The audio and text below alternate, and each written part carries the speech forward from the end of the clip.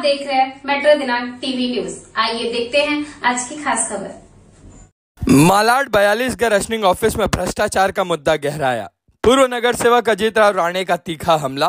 पुरवठा मंत्री छगन भुजबल पर भी लगाए गंभीर आरोप। मुंबई मालाड स्थित 42 के रशनिंग ऑफिस में चल रहे भ्रष्टाचार के मामले ने अब राजनीतिक रंग ले लिया है। एनसीपी के उत्तर पश्चिम जिला अध्यक्ष और पूर्व नगर सेवक अजीत राव राणे ने भ्रष्ट अधिकारी एआरओ राहुल सालुंखे और नेताओं पर तीखा हमला बोलते हुए भ्रष्टाचार के इस मामले को उजागर किया। उन्होंने अपने बयान में कहा कि यहां एक एआरओ राहुल सालुंखे ही नहीं बल्कि ऐसे कई अधिकारी हैं जो जनता को लूट रहे हैं और इन सब के पीछे बड़े नेताओं का हाथ है।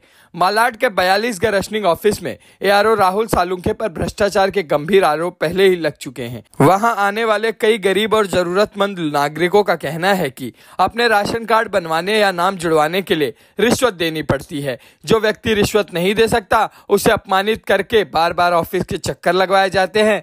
इस भ्रष्टाचार का सबसे ज्यादा असर गरीब परिवारों पर पड़ता है जिन्हें राशन जैसी बुनियादी जरूरतों के लिए भी संघर्ष करना पड़ता है। आज एक पत्रकार वार्ता के दौरान जब मेट्रो दिनांक टीवी न्यूज ने अजीत राव राणे से 42 के रशनिंग ऑफिस में चल रहे भ्रष्टाचार के बारे में पूछा तो उन्होंने कड़े शब्दों में कहा, यहाँ एक सालुंखे नहीं बल्कि कई सालुंखे हैं जो भ्रष्टाचार कर रहे हैं और उनके बादशाह उनके मंत्री छगन भुजबल है।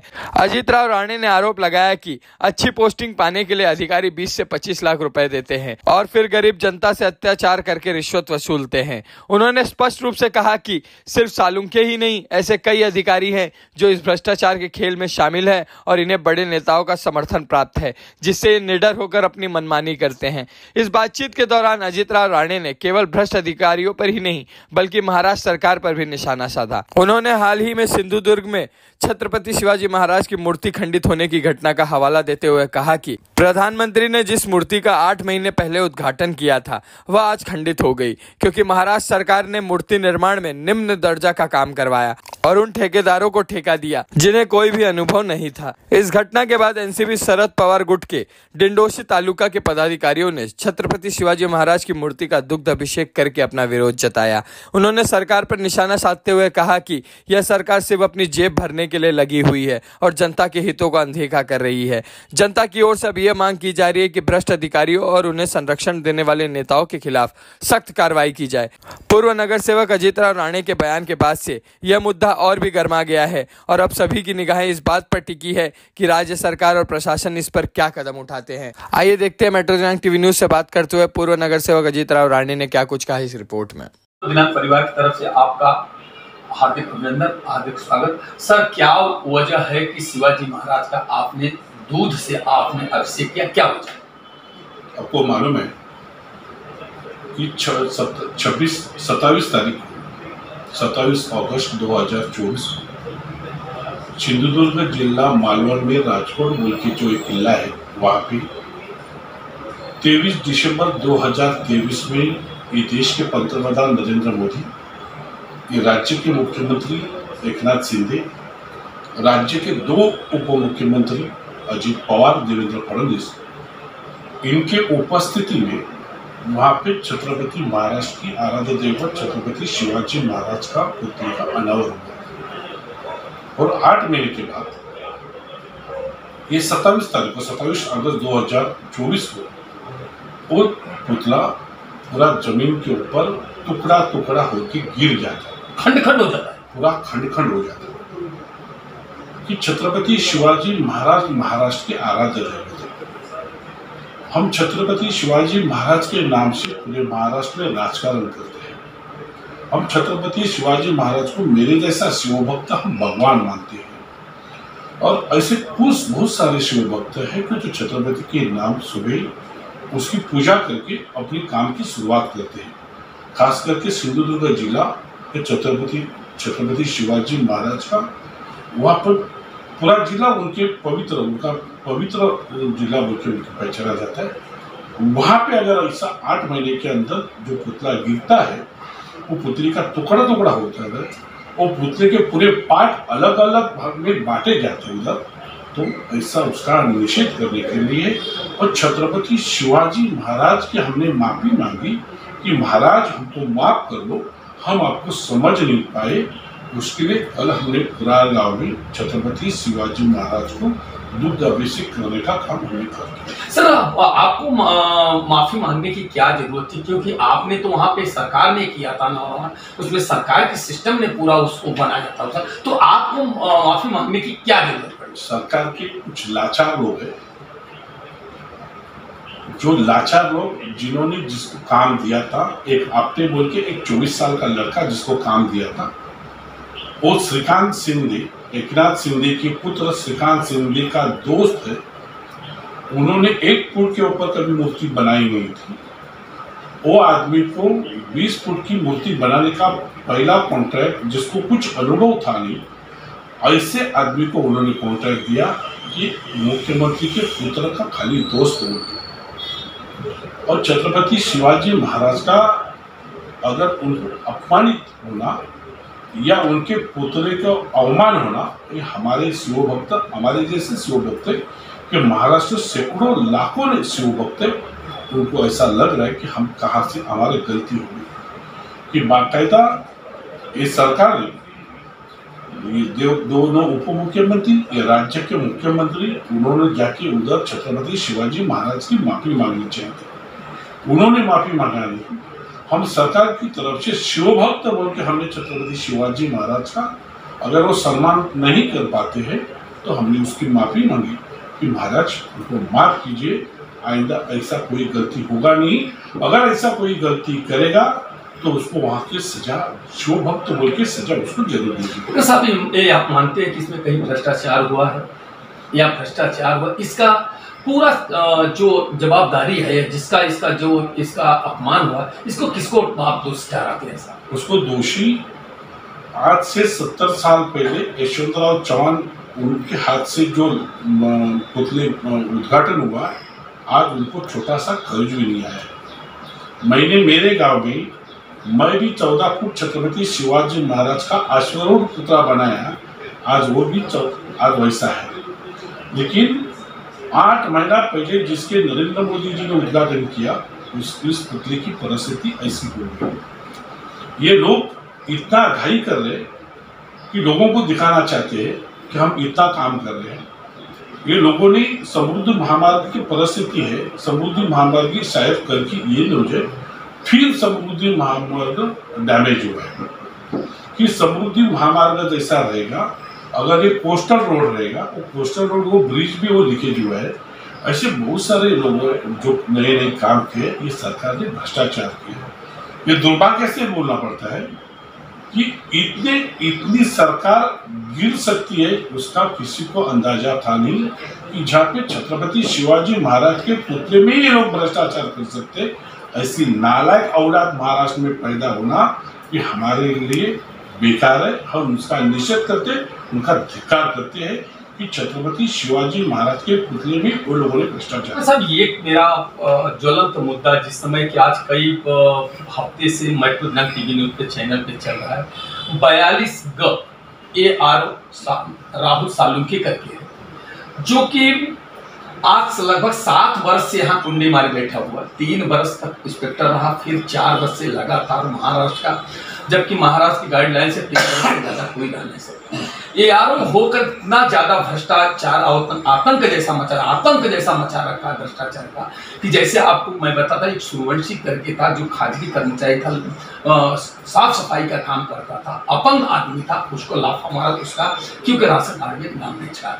दूसरी बात, मकुल कंपाउंड में एक उषा पांडे करके महिला रहती, 1 बरस पहले उसके ससुर का देहांत हो जाता है, फिर उसके देवर का देहांत होता है, फिर उसके पति का कैंसर से पीड़ित रहता है 15-16 वर्ष, उसकी स्थिति बहुत खराब है, उसकी मौत हो जाती है, 70 वर्ष की वृद्धा सासु रहती है मात्र।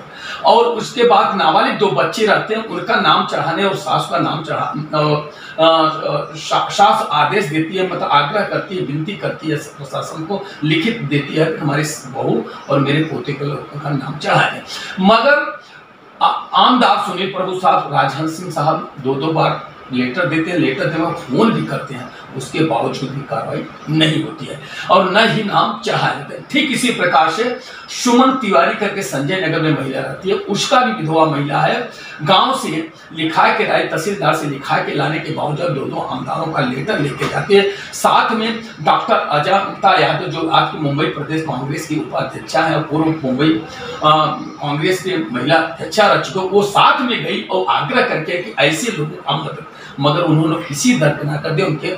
उनके लेटर का कोई कीमत ही नहीं रखी, अवमानना किया, अपमान किया, फेंक दिया गया। ऐसे भ्रष्ट अधिकारियों पे कार्रवाई नहीं हो रही है, जबकि ऐसे होना चाहिए। इनके ऊपर तो जेल के सलाखों में भेजा, इतना बड़ा भ्रष्टाचार, जबकि कई चैनलों मुद्दों मतलब चैनल से लेकर अखबारों तक पूरा मुद्दा उठाया गया। ऐसी परिस्थिति में आप विपक्ष में, मैं जिला का आप अध्यक्ष हैं, आप नगर सेवक, आप दर्द समझ सकते हैं कि जब राशन कार्ड में नाम नहीं चढ़ाया जाता है या किसी का कटिंग में आ गया, किसी के रोड कटिंग में आ गया, अगर उसका एड्रेस भी चेंज कराता तो उसका राशन कार्ड बंद कर दिया जाता और उसका बंद चालू करने के लिए 12,500 15,000 का सौदा ही करता है और इस तरह से कई लाख का महीना कमाने का भ्रष्टाचार करा। इस पर आपका क्या प्रतिक्रिया है?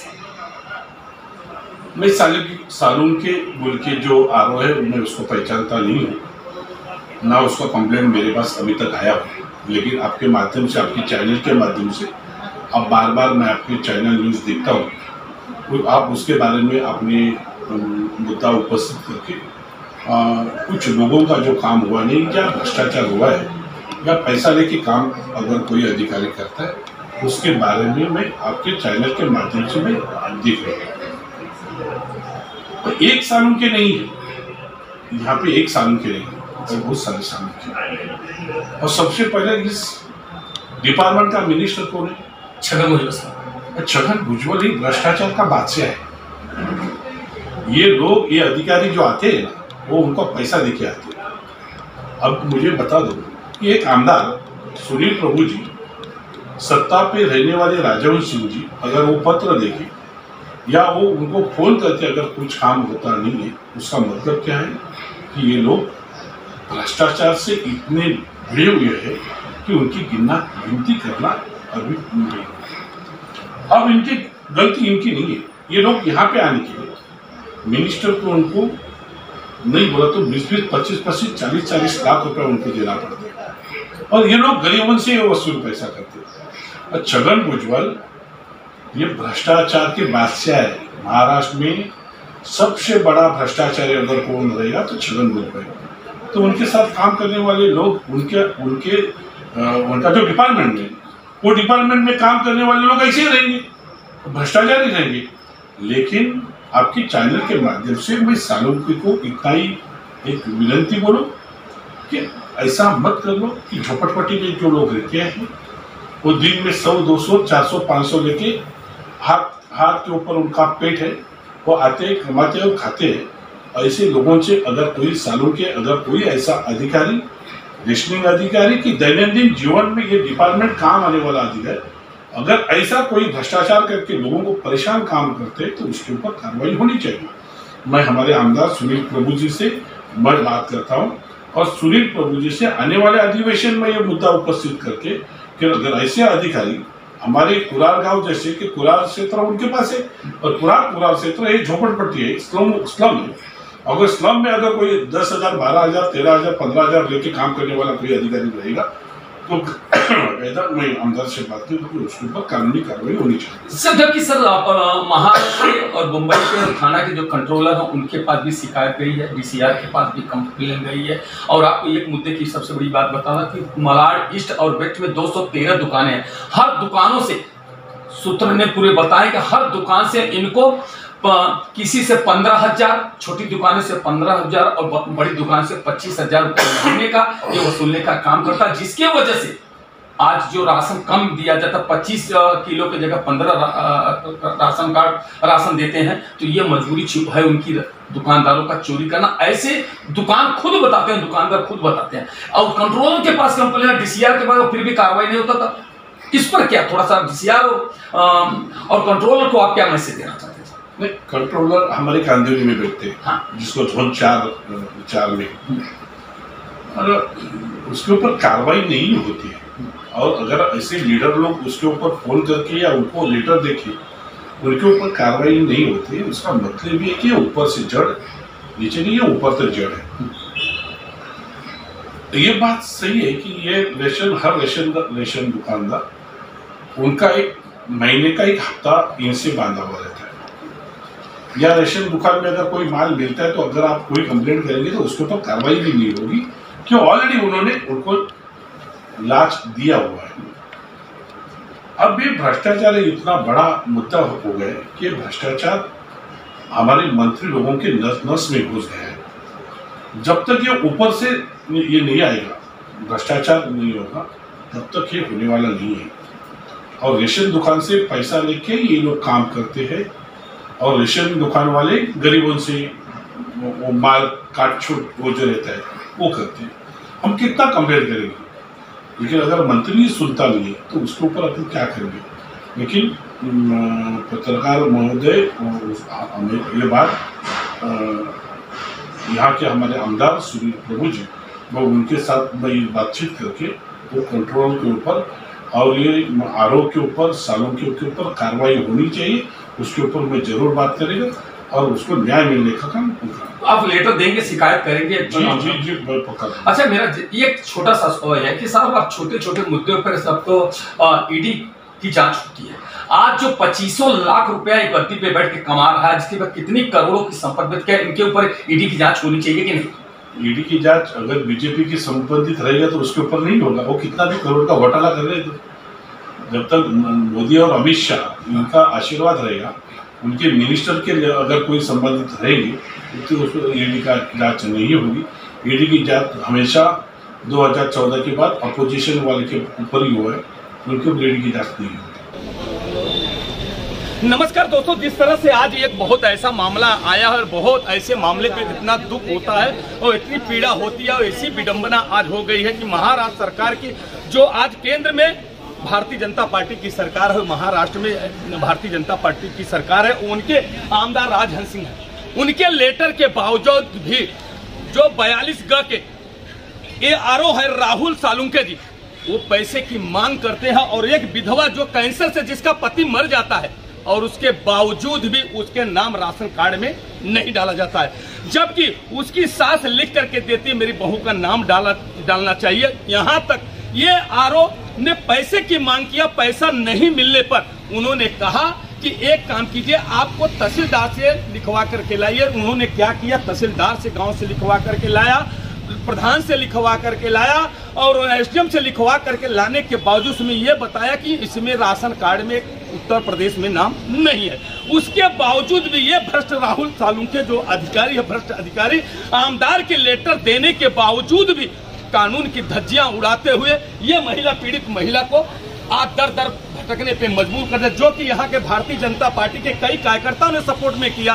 फोन किया, आमदार के कार्यालय से लेटर भी जाता है, फोन भी जाता है, उसके बावजूद भी अपने आप को वो देश का प्रधानमंत्री और मुख्यमंत्री और क्या क्या समझता है, जो उसके उनको मदद करने का काम नहीं करता। आज इतनी महिला है, उसके आंखों में आंसू आज आ रहे हैं कि इतनी तरह पीड़ी है। आज वो आमदार साहब के ऑफिस में पुनः मदद मांगने के लिए आई है। आइए हम जानने की कोशिश करते हैं कि बेटी आपका नाम क्या है? और उषा पांडे, क्या तकलीफ है आपको? मेरा राशन कार्ड में नाम नहीं है और मैं लेके गई, मेरे सास का नाम मंजू पांडे है, मेरे हस्बैंड को कैंसर था और मेरा नाम डालने का 8 साल की बेटी है, 8 साल का लड़का है। और उन्होंने मेरा पेपर देखा कि 2-3 बार जाती हूँ और वापस कर देते हैं मुझे। जब आमदार साहब का आपने लेटर दिया तो क्या किया उन्होंने कुछ देखा ही नहीं पेपर को, हाथ भी नहीं लगाया और बोले कि जाओ लगन पत्रिका लेके आओ, ये लेके आओ, ऐसा बोल के उन्होंने मुझे भेज दिया घर पे।